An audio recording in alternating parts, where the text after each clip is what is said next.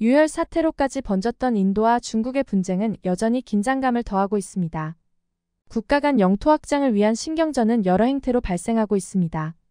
인도와 중국의 국경이 확정되지 않은 상황에서 끊임없는 회담을 통해 조정하고 있지만 결코 쉽지 않은 일이죠. 인도와 중국 국경을 따라 히토류 광산 등이 개발되면서 분쟁은 더욱 점입가경이 되고 있습니다. 이에 인도와 중국은 새로운 갈등 상황에 돌입하게 되었는데요.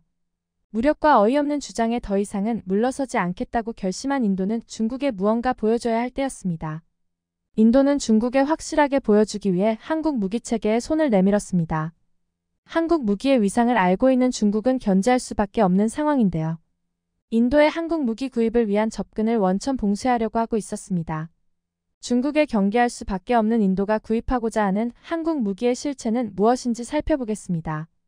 최근 인도 외교장관 수브라마냠 자이샹카르는 언론 인터뷰를 통해 국경 확보에 대해 타협하지 않을 것을 강력하게 시사했습니다. 이는 국경 확보를 위해 중국과 전쟁까지도 불사하겠다는 뜻을 드러낸 것과 마찬가지였다고 볼 수 있습니다. 인도와 중국은 현재까지도 아루나찰 프라데시라는 지역을 두고 영토 분쟁을 이어오고 있습니다. 꽤나 오랜 시간 이 지역에 대한 영유권을 주장하며 지난 수십 년 동안 거센 항쟁을 펼쳐왔었죠. 1962년 전쟁을 시작으로 연례 행사처럼 크고 작은 충돌이 벌어졌습니다. 2020년 국경 분쟁지인 라타크에서 양국 병력 간 충돌로 인도군 20명, 중국군 4명이 사망하는 사태가 벌어졌었습니다. 이후 더 이상은 이런 유혈 사태까지 오는 일을 자제하자는데 합의를 모으긴 했지만 분쟁은 끊임없이 지속되었습니다. 그런데 얼마 전부터 중국이 먼저 시비를 걸며 인도를 도발하기 시작했던 것인데요. 아루나찰 프라데시 지역의 30개 장소에 중국식 지명을 추가로 부여했습니다. 분쟁 지역이 중국 영토임을 선언한 것과 다름없었죠. 인도는 이에 분노하며 반발할 수밖에 없는 상황까지 이르렀습니다. 하지만 중국은 인도가 내정 간섭을 하고 있는 것과 다름없다며 반박했습니다. 중국은 대승적인 차원에서 자국 영토에 중국 명칭을 붙인 것뿐이라는 주장을 이어왔습니다. 인도 입장에서는 중국의 어이없는 행보에 기가 막힐 수밖에 없었습니다. 남중국해에서 하던 것처럼 인도 영토를 강탈하려는 양아치 짓에 인도에서도 초강수를 두고 나섰습니다. 바로 중국과 분쟁하고 있는 필리핀에 인도 전함 3척을 보낸 것이었습니다. 지난달 유도미사일 구축함과 대잠 호위함을 포함한 군함 3척이 필리핀 마닐라항에 도착했습니다. 인도 전함은 앞서 싱가포르와 말레이시아, 베트남도 방문했었는데 모두 중국과 남중국해를 두고 분쟁을 이어나가고 있는 국가들이었습니다. 남중국해 영유권 분쟁에서 대놓고 중국을 견제하겠다는 확실한 입장의 표명이라고 할 수 있는 행보였습니다. 인도는 여기에서 그치지 않고 중국을 더욱 압박하고 나섰습니다. 바로 인도가 K9 자주포를 추가 구입하기로 결정한 것입니다. 중국의 계속된 위협에 직면한 인도 육군이 북부 국경에 K9 자주포를 실전 배치한 바 있습니다. 실질 통제선을 따라 라다크 동부에 K9 바지라를 배치하면서 인도군의 전투 효율성을 높였습니다. 그런데 100대에 이어 200대를 추가 구입하면서 인도 중국 국경지대의 전력을 강화하기 위해 K9 자주포를 배치하겠다고 선언한 것이었죠. 인도의 이런 파격적인 전력 보충에 중국은 큰 충격을 받았다고 전해지고 있습니다. 인도가 K9 자주포 신형을 들여온다는 사실들에 중국은 긴장할 수밖에 없습니다. 그러나 인도가 이런 결정을 내리기까지는 중국의 도발이 상당한 역할을 했습니다. 양국은 지난 평화협정 때 모두 병력을 줄이며 화해의 제스처를 보냈었죠. 하지만 중국은 이번 중국식 명칭 문제로 인도가 과잉 방어를 한다고 생각하고 있었습니다. 기존 K9 자주포도 중국에게 충분히 위협적인 무기이지만 기능 개량을 한 K9 자주포가 인도 중국 국경지대에 배치되는 것은 중국에서도 감당하기 힘든 일이기 때문입니다. 현재 인도와 중국 국경지대에서 활약을 펼치고 있는 K9 자주포의 경우 그 탁월한 화력과 뛰어난 기동 능력으로 인도 육군의 사랑을 한몸에 받고 있습니다. 하지만 K9 도입 당시 중국은 인도의 구매 결정에 대해 강한 비판을 서슴지 않았습니다. K9보다 자국 자주포인 PLG-05가 더 우수하다는 언론 플레이를 수도 없이 펼쳤었습니다. 한 중국 일간지는 PLG-05와 K9의 성능 분석 기사를 보도하며 한국과 인도의 군사력을 철저하게 까내리기 바빴습니다. 그런데 PLG-05의 성능은 카탈로그 성능에 불과하다는 것이 드러나며 상황이 반전되었었습니다. 우선 PLG-05의 포탄을 발사한 뒤 재장전하는 속도가 알려진 것과 달리 느려도 너무 느리다는 사실이 알려졌습니다. 특히 K9 자주포와 비교하면 훨씬 느리다는 사실이 밝혀진 것입니다. 또한 PGL-05는 발사 직후 포신은 물론 차체까지 격하게 흔들리는 모습으로 유명한데요. 이로 인해 발사 후 재장전을 곧바로 수행하지 못하고 차체의 흔들림이 완전히 멈출 때까지 기다려야 하다 보니 예상보다 연사 속도가 더 느리다는 사실이 드러났습니다. 자주포로서의 결점은 다 갖추고 있는 셈이었죠. 이외에 사정거리 기동 능력, 방호력 등 중국이 공개한 카탈로그 스펙 중 뭐 하나 믿을 수 있는 게 없다고 지적받고 있습니다. 서방 매체에서는 K9 자주포의 뛰어난 화력과 기동력에 감탄해 자국 자주포들을 K9 수준까지 끌어올려야 한다고 평가받고 있었습니다. 이에 반해 중국 매체는 자국 자주포를 감싸며 K9의 성능을 내려치는 졸렬한 모습을 보이고 있습니다. 이 사실이 널리 알려지면서 당연히 중국 자주포는 비웃음을 살 수밖에 없었습니다. 이런 사실이 공공연해지자 K9을 운용하는 인도 역시 덩달아 어깨가 으쓱해졌는데요. 게다가 기존 K9도 버거웠던 중국의 한국이 최근 발표한 K9 개량 소식이 전해지면서 더욱 긴장할 수밖에 없습니다. 40km 사정거리를 가진 K9 자주포가 사거리를 30% 이상 늘리는 데 성공했다는 소식이 전해졌습니다. 방위사업청은 작년 말부터 시작한 연구 덕분에 155mm 사거리 연장탄 개발을 성공리에 마칠 수 있었다며 놀라운 사거리를 자랑하는 K9의 사거리 레벨을 한층 더 발전시켰다고 발표했습니다.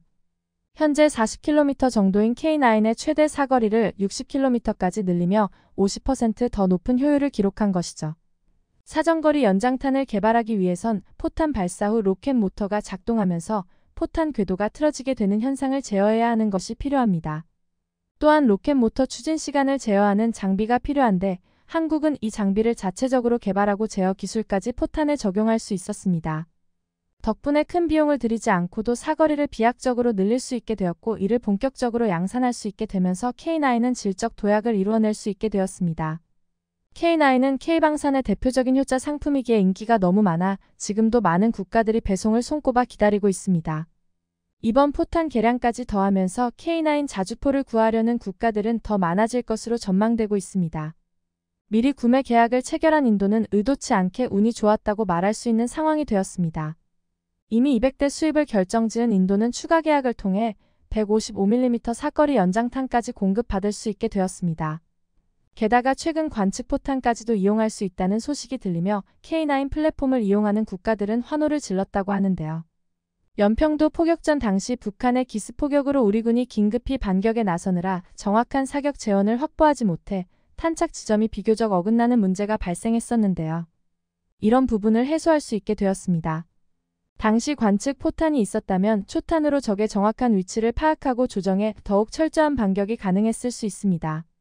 인도는 미리 한국을 선택한 득을 톡톡히 볼 수 있게 되었고 반면 중국은 더욱 강력해진 K9 자주포를 상대해야 할 처지에 놓이게 되었습니다.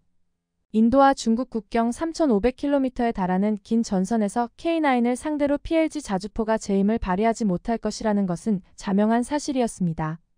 이런 사실에 시진핑은 K9 자주포를 능가하는 새로운 제품을 개발할 것을 촉구하며 중국산 자주포의 성능을 혁신할 것을 명령했습니다. 하지만 중국군의 예산이 아무리 많다고 해도 모든 역량을 해군력과 초음속 미사일 개발에 쏟고 있는 상황이죠. 그러니 그냥 자주포도 아닌 K9을 뛰어넘을 자주포를 만들라는 것은 무리한 요구였습니다. 인도는 지속되는 중국의 도발을 아예 꺾어버리고 자국의 힘을 제대로 보여주겠다는 의지를 강하게 드러내고 있었습니다. 최근 인도군이 K9 자주포 추가 수입과 별개로 K9 자주포를 기반으로 한 인도 자체 경전차 조라와르 개발 결과를 외부에 공개했습니다. 인도 국방부 산하 국방연구개발기구는 올해 4월과 5월 혹한과 혹서 환경에서 치러진 극한 테스트에서 조라와르가 좋은 성적을 거두었다고 발표했습니다. 인도가 한국의 도움에 힘입어 자체 무기 생산에 열을 올리는 것은 절대적으로 중국군의 인도 영토 침입을 막기 위해서라는 것을 잘 알고 있는 중국은 한층 더 긴장할 수밖에 없는 상황입니다.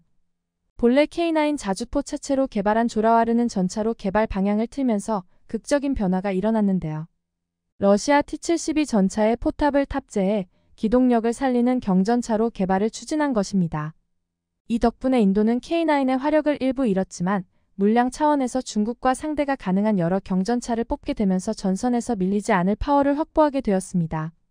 더 나아가 미국과 손을 잡고 중국을 제대로 압박해 기존 영토 분쟁의 싹이었던 중국 지배 영토를 완전히 인도 영토로 포섭할 계획을 세우고 있다는 사실이 언론을 통해 공개되었는데요. 현재 대만 침공을 계획 중인 중국을 상대로 만약 중국이 대만으로 군사를 이동 혹은 미사일 발사를 통해 대만 정부를 무력화할 경우에 인도군은 히말라야 산맥으로 이동, 중국의 뒤통수를 친다는 전략을 수립한 것이죠. 동쪽 전선에 중국의 병력이 집중될 것이기에 서쪽 전선의 경계가 느슨해질 것이라 생각한 인도는 속전속결로 중국 영토를 인도 영토로 병합하는 것은 물론 때를 봐서 티베트 반군과 협력, 중국 영토의 상당 부분을 인도로 가져오는 전략을 세우고 있습니다. 그러나 인도는 공식적인 전략이 아니라며 이를 철저히 부인하고 있습니다. 하지만 인도가 계속해서 한국의 무기를 사들이고 이를 기반으로 자체 개량해 만만의 준비를 하고 있는 행보만 보더라도 짐작할 수 있는 부분입니다. 미국에서는 인도의 계획에 대해 별다른 논평을 하지 않으며 간접적으로 이 계획이 실존한다는 사실을 암묵적으로 인정하고 있는데요. 중국은 이 모든 일련의 계획이 미국 주도하에 벌어진 일이라고 말하며 K9 자주포 도입을 중단할 것을 촉구하고 있었습니다.